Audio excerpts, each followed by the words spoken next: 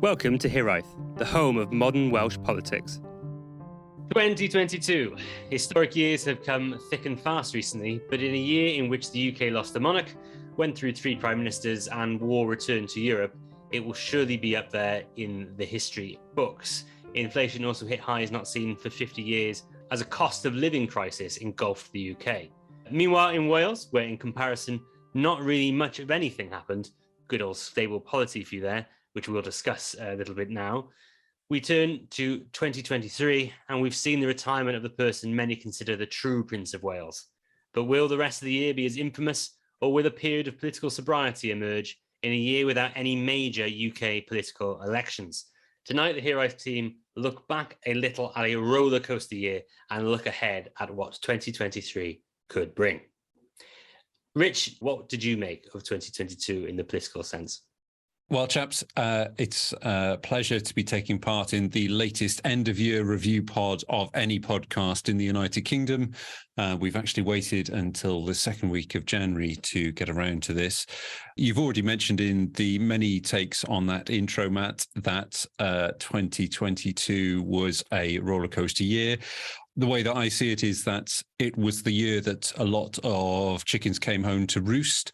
And I'm not just talking about avian flu. I think that the reality is that so many problems that were just being kept under the radar or were barely peeking over the radar in the United Kingdom and in Wales, particularly over the last decade or so, finally were shaken up to the point at which we had to pay serious attention to them, and that the public really started to feel the pain of inaction on behalf of various different political parties in various different governments over the years. And, you can look at the trigger factors. Obviously, the ongoing war in Ukraine is horrific and having terrible global impacts, not just economically, but also environmentally. But I think people will look back and feel that more should have been done in that time. And then when, of course, we get a shock, an inflationary shock or something else, it's all taken a very, very delicate balance of people just about keeping their heads above the water financially, just about keeping the balance right. And now we are the other side of that, and everything is in tumult, and it is very, very, very, very bleak way to end 2022 and to start 2023. And has anyone got anything cheerier to add on top of that? Matt? No, not really cheery, no. Ceri, anything cheery?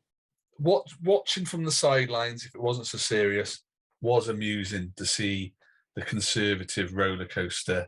I think we can agree on that. It was, as a historian, I think it was such a tumultuous year. It is going to go down in the history books. The monarch, whether you like it or not, the pageantry, everything that goes around with that. And then the Prime Minister roller coaster that Westminster took us through is just an absolutely bizarre period. But you said in the introduction, Matt, in one of your various introductions, I think, sorry, Wales was a kind of, it does seem like nothing happened in Wales, but it does. For those of us who look at it, there's lots goes on all the time, and a lot of it is good, and there's legislation, but it just doesn't capture the headlines back to that kind of thing around, the Welsh media spotlight. But, you look at it day in, day out, was there anything, a big ticket item in Wales that we missed last year, which compares? Lots of things announced, Ceri. I mean, if you look at things like the Social Partnership and Public Procurement Bill, that should now be completed by March. That was announced last year. Lots of good legislation announced, but nothing really delivered on. And that's not to say there's been a failure of delivery. That's just to say that things are in progress. Things are happening. They're not necessarily coming through. I think the same thing with big constitutional workings, like the Constitutional Commission that we've seen the interim report of recently. Lots of things are happening, but there's not a lot of things being delivered on just yet. So to answer your question, no, I think 2022 is a bit of a transition year. It'll stand out in the history books because of the death of the Queen and the fact we had 3 prime ministers. But in terms of the policy side of politics, I don't think you'll remember a lot from the Welsh perspective. I think most people will remember the mini budget, which led to the sort of dire economic consequences we now see. What about in Wales then? So we had a local election in Wales, and whichever way we look at it, and we focused back in May on it for quite a while in various pods.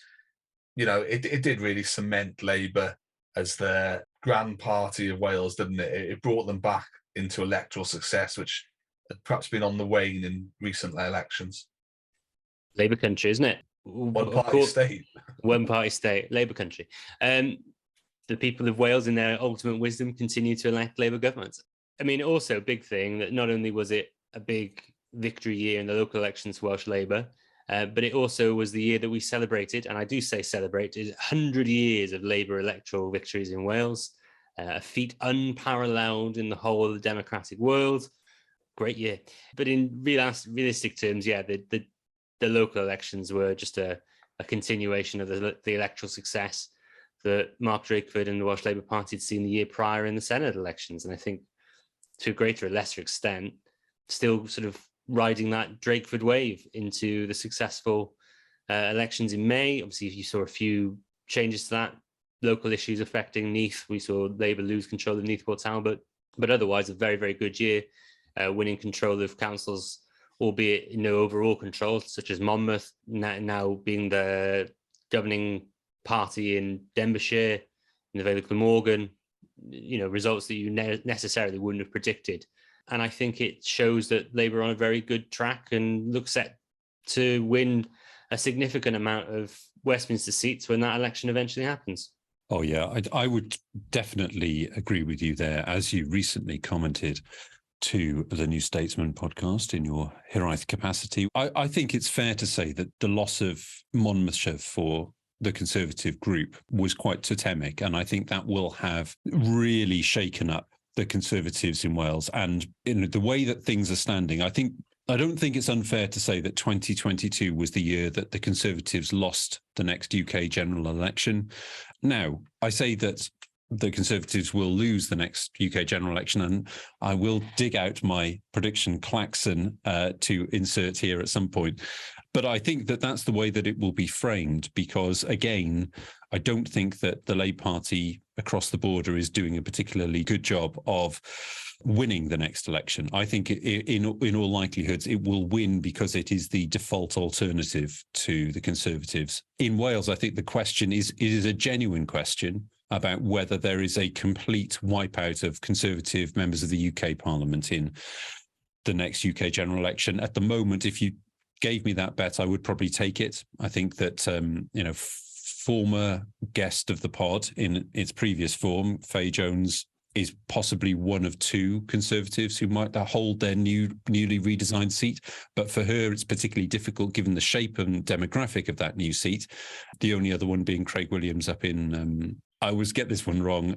It's in English. It's Montgomeryshire, isn't it? Thomas and Glyndŵr. And Glyndŵr in the new seat. That's right. And it is I would say that it is possibly the one. I would say that's the most likely. Ynys Môn, the classic three-way tie in Ynys Môn, I would expect that to go either to Labour or Plaid Cymru, depending on which way the candidates go in that constituency. We know who the Plaid Cymru candidate will be.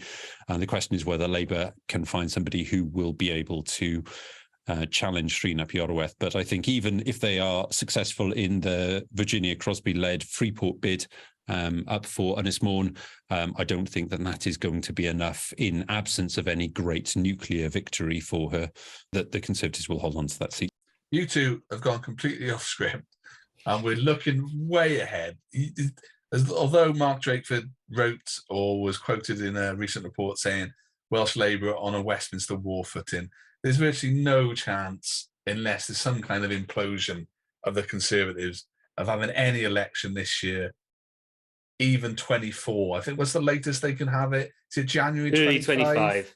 Early 25. And yeah. they're gonna eke it out. And until the fat lady sings, we don't know. I said to you two on the pod before, while you got good employment and people are able to kind of pay the bills they've got, and the cost of living is hard at the moment, but employment figures are still good. I'm going to berate you both for going off script, because I clearly put in the script it was a great year for one particular policy, and I want to give Welsh Labour credit for something.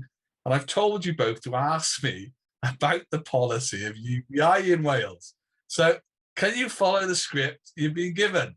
Oh, very well. Ceri, one of the biggest things to happen in Wales this year, of course, was the UBI pilot, or the Care Leavers Plus pilot, originally a Green Party policy. Are you glad to see that being implemented? Well, it's funny you should mention that, Matt, but yeah, I do think that is a policy which we should recognise in a look back at the year. There are other things going on, but it is a Green Party policy for a long period of time.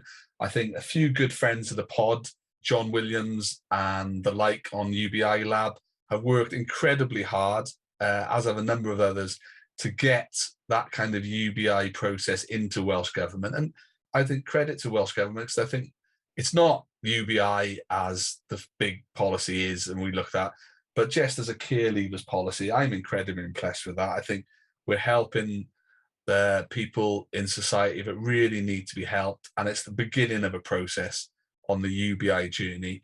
So I think we need to recognise that. I think that could, over the next decade or more, turn out to be a real turning point in social policies in Wales and hopefully wider afield. And sure. I'd like to thank you for bringing that up there, Matt. Should we move on a little bit? The one party we haven't talked about, we've obviously talked about Conservatives, we've talked about Labour, a little bit of Green there. We'll come to the Lib Dems, but Plaid, what was the year like, Rich? It was the local elections wasn't really a resounding success. There's been a few kind of, shall we say, governance issues the latter end of last year, and Will Hayward, who we've done a bit of work with lately, in one of his columns recently, has said that he doesn't think Adam may see out 23. What do you think about that? Well, I think you have to take Will at his word. He's not going to make a comment like that without some substance to it. Very quickly, looking back at the local election, it's not nothing to be running 4 councils in Wales. Ask either the Liberal Democrats or the Conservatives whether they could run 4 councils in Wales, and they certainly would like to very much. But the problem for Plaid, one of the key problems for Plaid is that they have essentially, the key problem for Plaid electorally at the moment is that they are only finding success in the areas in which they have had traditional success, which are the west and northwestern areas. And that's where the roots of the party go the deepest. And, that is just a matter of fact. The project to grow support outside of those areas where you become the most electable politician is not making any progress. The second preference politician, that still seems to be where Plaid Cymru are in a lot of the valleys, for example. And you see Plaid candidates returned on regional lists for South Wales Central, South Wales West, South Wales East. So that project that was the great mission under Leanne Wood of spreading the support base for Plaid Cymru appears to have stalled. And that is a problem. It is a problem of political direction. It is a problem of leadership. And it is a problem of candidate quality and candidate resourcing, campaign resourcing in those areas, because an awful lot of Plaid Cymru campaigns in Welsh Wales or British Wales, to return to our 3 Wales model, Matt, is problematic for the party. All of that said, it is amazing that is not the number one issue in Plaid Cymru at the moment. And the core problem with Plaid Cymru at the moment is that the place where they have the highest concentration of legislators and staff in the Senedd in Cardiff Bay has deep problems within the organisation, and is difficult to talk about this in a way that we would like to, in order to fully discuss some of the problems that are going on there. It is definitely the case that there is a problem of culture, there is a problem of cliques, and there is a problem of inappropriate behaviour in the Plaid Cymru group in the Senedd. And of course, this isn't to mention of the fact that they also have a member of Parliament as a member of Plaid Cymru who's not sitting as a Plaid Cymru MP for reasons that, frankly, most MPs would have considered their job and potentially stood down about. And that is going to continue to be a problem for Plaid Cymru at the next UK general election, and may, it's a relatively small matter given the context of the individuals involved, may lose them a seat that they might be hoping to win in the future. So I think you look at Plaid Cymru from the outside at the moment, and it probably isn't on most people's radars because, you know, it is possibly the only Wales-only party out there. As far as I'm aware, it's the only significant Wales-only party out there. And most people don't look at Wales-only news. Most people don't look at Wales-only politics. So they might not see it being in turmoil. But I think beneath the surface, there are people within Plaid Cymru recognise that there are a lot of problems. And that's not to say that there isn't talent there, not to say that there isn't ideas there. And we've seen some of that through the cooperation agreement with Welsh Government. There are some genuinely good things that have come out of that. But my word, is there a lot of work to do for Plaid Cymru, particularly in the Senedd context? You know, before we move on to 23, you know, there is that party we weren't going to mention, the Lib Dems, Matt. You know, what kind of year have they had in the Senedd? From my perspective, I think down to, well, not down to, because it's been one member for quite some time, but a new member in Jane Dodds. I think it's been quite a secure year for Jane, really, keeping the Lib Dem flag flying. Do you agree? Yeah, I think Jane is a very good, very effective backbench parliamentarian, but I think that the new electoral system that we'll see means that it's hard to see how you would elect any more Lib Dems in the next Senedd. If you think of how Lib Dems grow their electoral base traditionally, it's through local elections. By the next local elections in Wales 2027, you'll have a Labour government in the UK, potentially more money for Welsh government. It's hard to see how they build from that if that Labour government's popular. If that Labour government isn't popular, that is where you can see the potential for Lib Dem growth, going to fighting elections to the left of the Labour Party. Again, in cities, that's traditionally where they found their growth areas in the mid-2000s. It's where they'd likely find them again. But yeah, I wouldn't necessarily be overly optimistic if I was a Lib Democrat at the moment going forward into the future. But that's not to say that whilst Jane is there, she won't do a fantastic job. And also, going back to the local elections, you now see Powys, which is the majority, so the largest group in Powys Council that is in charge of the governing coalition are the Liberal Democrats. So again, they've had a good year in that context, but it's hard to see where they grow past that. Obviously, Ceri, me and you have talked ad infinitum about the prospect of the Liberal Democrats winning the seats in Montgomeryshire and Brecon and Radnor. Maybe that happens when there's a general election, but again, I can't see it happening personally. No. And Powys, if you look at the local Facebook forums, is having a nightmare for that new administration. Some awkward stuff going on, but of course, it's not just Lib Dem. I believe the deputy leader's Labour. So, you know, it's not an easy position to be in. But I thought you would have mentioned there, Matt, the Lib Dem strong points in the past have been somewhere like, I don't know, Cardiff Central, where Never going to happen. Where let me finish. Where they've had Senedd members and members of Parliament in recent years, but last year's local election, you know, really reaffirmed that the second place party in Cardiff Central is the Green Plaid Common Ground Alliance. Just wanted to make sure you were aware of that changing of the guard in Cardiff Central. Yes, the candidate quality is what's making the difference there, I'm led to believe. I do agree. The thing is, Ceri, this is hyper-local Cardiff politics for our listeners there. So in Cardiff Central, the reason that the Lib Dems used to do so well is that Conservative voters tended to vote Lib Dem to stop Labour winning. And a lot of those Conservative voters were pro-Brexit. And following the Lib Dems' position, like, you know, change to be so pro-EU that they were pro-second referendum or even pro-just rejoin if they won a majority, those Brexity Conservatives in Cardiff Central are never going to vote Lib Dem again. Not to the extent that they were doing previously anyway. So that's why it's hard to see the Lib Dems fighting back in Cardiff Central. And similarly, the same pattern is true in Ceredigion, or Ceredigalong, as the new constituency will apparently be called. That's definitely what Shireen said on the pod, absolutely. Wasn't it? You know, I think it's very, very unlikely that we'll see a Liberal Democrat MP, or even, you know, at a Senedd level either, win Ceredigion back again. That is probably going to be a Plaid Conservative, or depending on exactly how the boundaries shake out, Plaid Labour in some areas, local areas. I would agree with you on your analysis, but with regards to Jane Dodds, I think she's actually been very good. But you wonder where those candidates for the next election are going to come from. You know, we've spoken to Kirsty recently on the pod, who was possibly the last great Welsh Liberal Democrat parliamentarian. And you know, there's not a huge list of people that are waiting to take that, although, you know, honourable mention to all of our former guests who may turn out to be one in the future. The Brecon and Radnor candidate has come from Gloucester.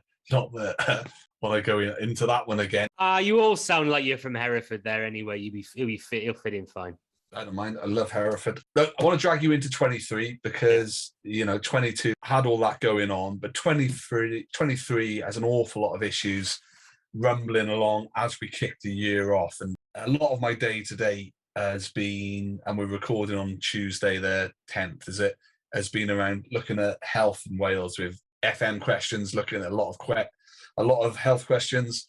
The minister making a statement on winter health in Wales, but health across the UK is going to be a massive issue now for the winter months. You know, where do you see that, Matt? You know, industrial relations are at a low point. None of the nations in the UK have really got a good industrial relation position with the health unions. Is it a winter of discontent across the board ahead? It's an impossible situation realistically for the Welsh government.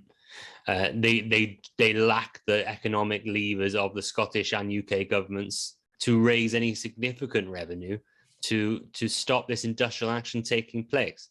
The most the Welsh government could raise if they added an extra penny onto the income tax is around 270 million quid.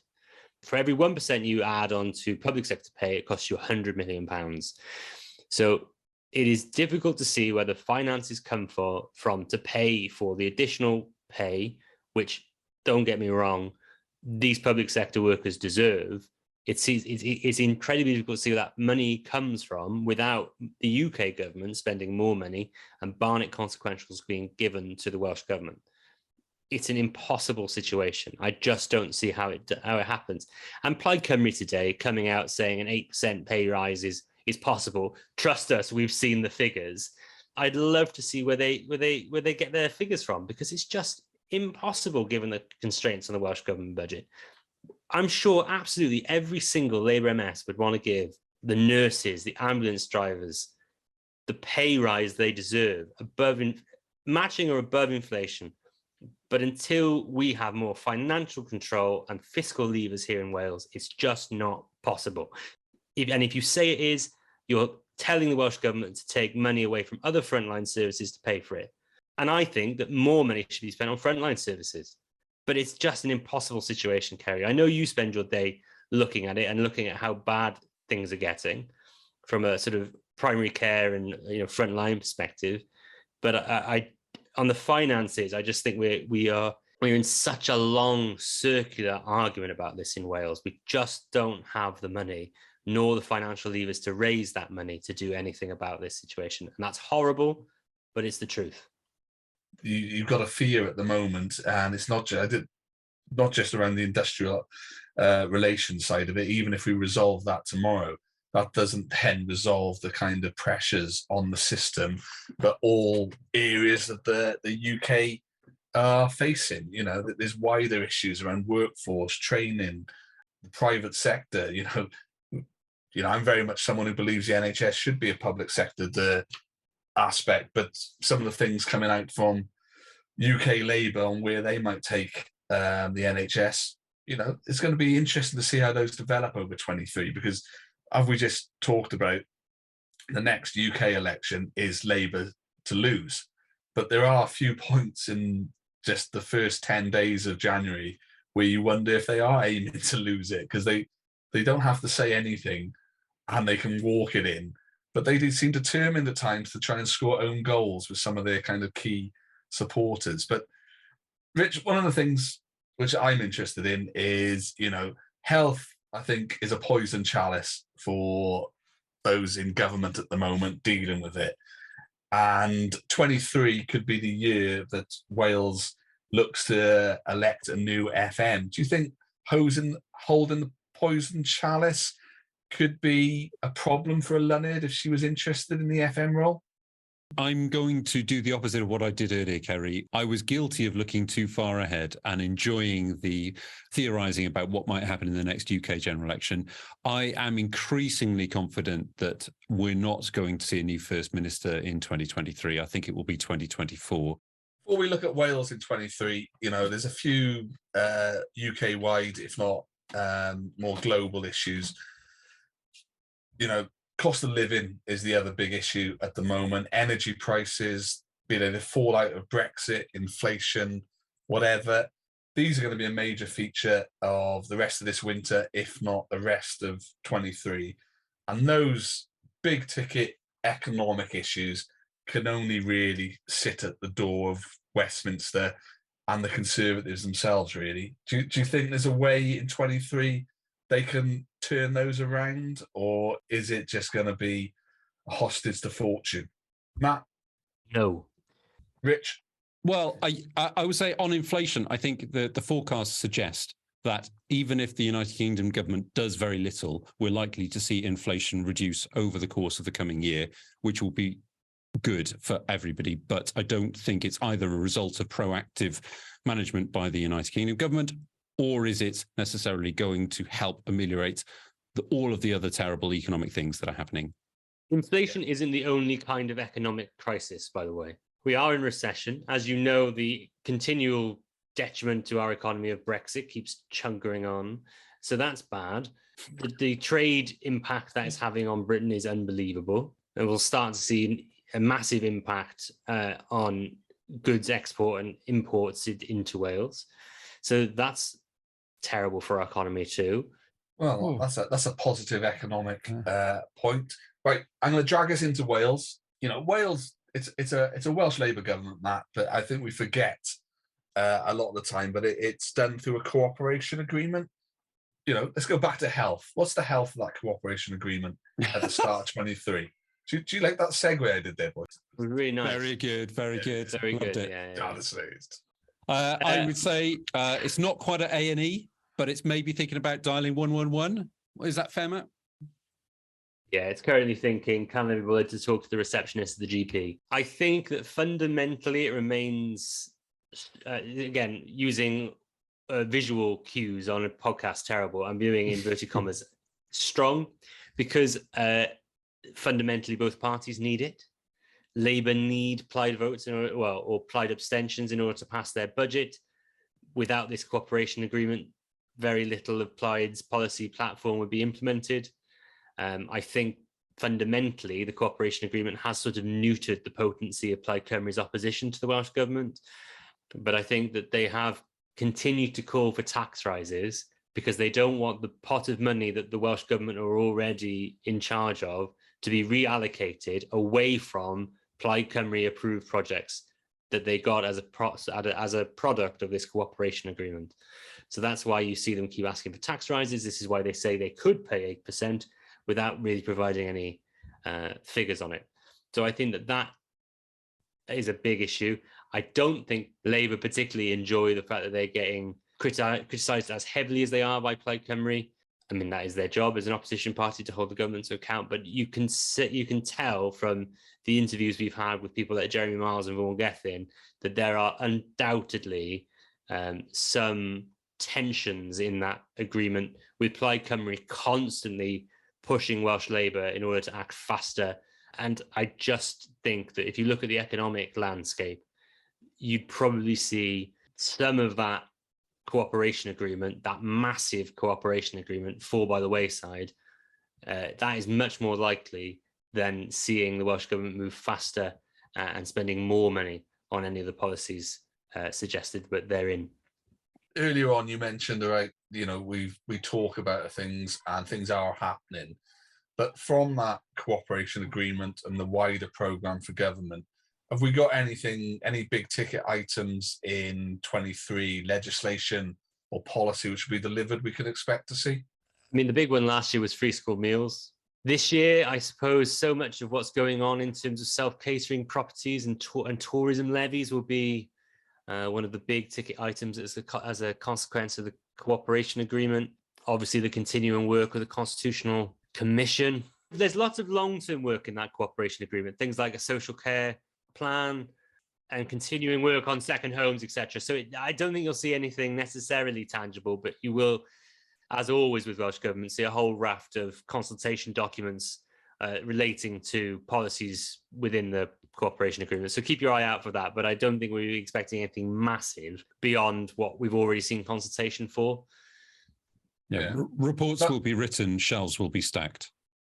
Yeah, I didn't mean to give you a hard question there, because I looked before the pod to see if there are any dates around some of the big ticket items I'm interested in, like the National Energy Company and things like that, thinking it might be this year they emerge, and I couldn't. But well, on that policy area, Ceri, there is lots of Welsh Government statements coming up on renewable energy targets and stuff like that. So I think that information relating to any Cymru will inevitably come up during those statements. So I think if you're interested in the National Energy Company, keep your eye out for those.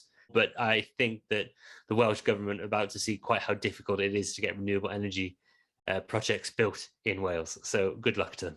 Especially when the feed-in tariffs are controlled somewhere else completely. Anyway, leads us into next week's energy pod, actually. But you mentioned constitution things there, and the UK constitution remains up in the air. It's going to be a driver and a media issue throughout 23. But unlike the Brown Commission, let's mention Northern Ireland here, because we did mention in the intro that no, there won't be any major elections, but Northern Ireland will likely go to the polls. I'm not sure where they are with it, but it is going to be this year. Rich, Ireland is one of our kind of interesting areas of the pod, always done quite well. Have you got any thoughts on what we can see in Northern Ireland? Well, it wasn't that long ago that there was an election that meant to happen, and the Secretary of State for Northern Ireland essentially introduced a very short notice legislation to extend the period at which there could be no effective executive in the Northern Ireland Assembly. It wouldn't surprise me if they try and do another short-term fix to try and push it a little bit longer again. There is a rule of politics, I think, that the Republican Party are finding out in the United States at the moment, and that rule is that shenanigans beget shenanigans, and all of the stuff that happened around Brexit and then the David Frost stoking of the unionist fires in Northern Ireland has now backed the DUP into a political corner where it is essentially the gatekeeper to the reinstatement of any kind of government in Northern Ireland, in the executive there. And that is the problem for the United Kingdom government. Unless the United Kingdom government gives them everything they want, they are not going to go back into power sharing. And that is a massive problem for Northern Ireland and the people who live there. You're also highly unlikely to ever see the DUP agree to be a deputy First Minister behind a Sinn Féin First Minister. No. Even though there's no constitutional difference between those roles, I cannot see that happening. So maybe if the UK government introduced legislation to get rid of the deputy First Minister title and just have two First Ministers, maybe that might grease the wheels, but also I think that Rich is fundamentally correct. It doesn't really matter what happens in a Northern Irish election because there are issues that block the way for an executive forming that are so significant that any election is just basically a good excuse, good exercise in wasting paper, and we just see no executive after that election anyway. Right. And so are we going to talk about what is on the, I hear from people knocking doors, is on the conversation on the doorstep of every politician in Wales at the moment, which is, the end of a tenure of a Future Generations Commissioner and the difference that has made to people's lives over the last decade. Ceri, do you want to walk us through this one? You know that I'm a big fan of the Wellbeing of Future Generations Act. I think if it can be done in a way where it really takes the short-termism out of national and local government politics, is great. For what we've had in the first 7 years, I'm a supporter of it. But if you read my article in the IWA on the first 7 years, you'll know I think that we need to have a bit of a pause and review, a step back. So it'd be interesting where new Commissioner, Mr. Derek Walker of the Wales Cooperative Centre or Compass Group, if you're familiar with that kind of sector in Wales. What Derek does, taking the legislation and his role forward over the next 7 years, because I think it could be a make or break period for that particular approach to legislation. But it's a big change. I think it is a groundbreaking area for Wales, and where we are leading, that is something we've got to our bow. But is it delivering on where a lot of people wanted it to? I'm not quite sure if we're there yet. So we're into wrap then. And as we wrap, we mentioned this earlier in the pod, what many people would agree, the retirement of the true Prince of Wales, Gareth Bale, was announced just in the last few days. Shall we finish with our favourite Gareth Bale memory? Anything leap to mind, gentlemen? I've got goals galore. The one where he ran off the pitch, the overhead kick in the Champions League.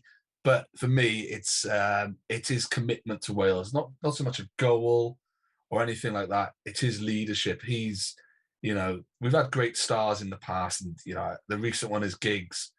But Giggs always had that thing where it was the suggestion that he didn't turn up for everything. And the thing with Bale, he's turned up for everything. Even when injured, he's been there on the sidelines, and he's dragged that group of players who probably had no real right to get to the semi-finals of the Euros or even a World Cup. And he's done that. And I think he's been a magnificent sporting servant for Wales. I don't want to eulogise, boys, but he's 33. I wanted him to go for another 4 years. I don't know about you. I have nothing but love and respect for Gareth Bale. And one of the reasons I have so much respect for him is that he knew when it was time to say goodbye. He knew that his legs weren't capable of allowing him to perform at the level he wanted to be and become accustomed to. And his love for his country shone through in that he knew that he couldn't carry on anymore, and it was time for the next generation of attacking talent to come through and replace him. This now gives Brennan Johnson an unbelievable opportunity to take his rightful place on that right flank and build for the future. I think as much as I love the Bale and Allen and Ramsey, they did not have a good World Cup. And I think a lot of that was because we were using the tactics to sort of make it work for those three rather than trying to play the best kind of football we could. So I think that one of the most endearing things about Gareth is just like that you said, Ceri. His obvious love for his country, the fact that I will never, or at least not for the next 10 years or so, have to go abroad and people go, where's Wales? His mere existence and his brilliance has meant that Wales as a country in national and international reputation has grown beyond belief. So I agree with you, Ceri, that it's much beyond his incredible goals, and it's a testament to the man of what an amazing man he is. Rich? Yeah, I mean, I think he should get the St. David's Award for services to the top knot. I think he's probably much the only human being that could carry that off. I will give a shout out to, I used to be a photographer pitch side at Wales football games. I'll give a shout out to Neil Roberts at Dragon Soccer, who very kindly got me the press pass, and I was there for Bale's first home performance for Wales at the Millennium Stadium. And at that point, it was quite clear that he was indeed the Rolls-Royce of a player that everybody said he was. Yeah, we'll never see his likes again. Well, actually, let's not say that. Let's say we hope we see his likes again, because that's what Welsh football really needs. I'm currently thinking, Rich, that what we need to do is build a Colossus of Rhodes-sized Gareth Bale statue in Cardiff Bay. I think you'd probably get popular support for that right now. It possibly would be the most popular thing that Cardiff Council ever builds. But wish him the best for whatever, I'm sure he's a listener. Let's wish him the best for whatever he chooses to do next and whichever golf course it's on. And that, we find more Gareth Bales, that, his legacy will be to inspire more players of both the men's and women's game to represent their country. Right. We've idealized over Gareth Bale for long enough. So I think that brings our look back and look ahead pod for early 2023 to a close. I just want to, as always, thank Mr. Richard Martin. Thank you, Matt, at Mimosa Cymru. Didn't even let me get the sentence in, did you? And I also want to thank Ceri Davies. Where can people find you on Twitter, Ceri? Remain Ceri the Viking. Thanks, Mark. Wonderful. And you can find me at Hexter101, Hexter 101. And if you've enjoyed what you've heard this evening, please don't forget to find Hiraeth on Twitter and Facebook at Hiraeth Pod. Go to our website, www.walespolitics.com. If you're listening to this and there's tickets available, we are doing a live podcast. Firstly, an interview with Mick Lynch, the RMT General Secretary, chaired by Cyril Griffiths, as well as following that, a live recording of the Hiraeth podcast, chaired by myself with Shav Taj, General Secretary of the Welsh TUC, and Sarah Murphy, MS. Tickets are available on Eventbrite, and also the easiest way to find them is if you go to any of our social media sites. They'll be at the top of those pages there. But thank you very much for listening. Diolch yn fawr iawn. Thank you for listening to Hiraeth. If you like what you heard, please don't forget to subscribe, rate and review.